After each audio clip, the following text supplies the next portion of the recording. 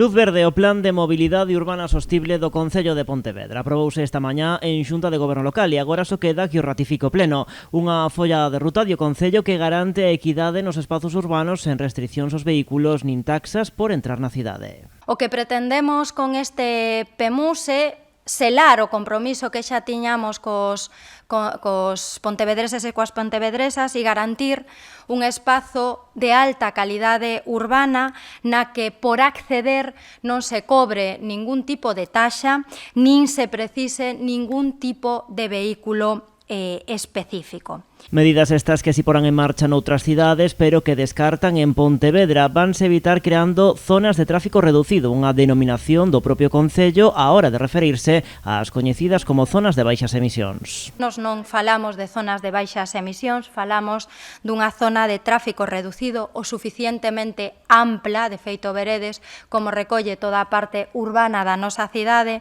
na que se garanta, como digo, esa polivalencia de espacios e ese acceso equitativo. Estamos falando da zona urbana da cidade, a que lle engadimos Monteporreiro, Estribela e a zona do Burgo. Unha alternativa, digo Lías, que cumpre cos obxectivos marcados pola lei.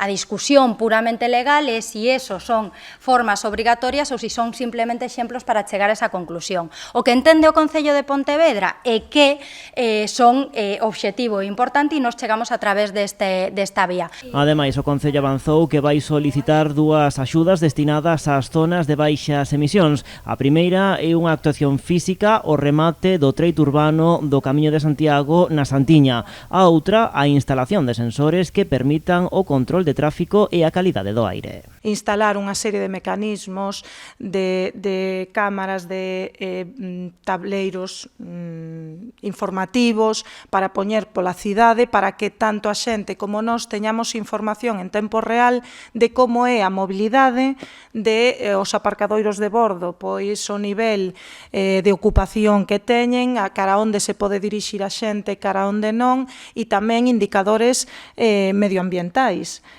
con sensores por toda a cidade. En conxunto de resultar seleccionadas estas dúas propostas, o investimento roldaría os 3 millóns de euros.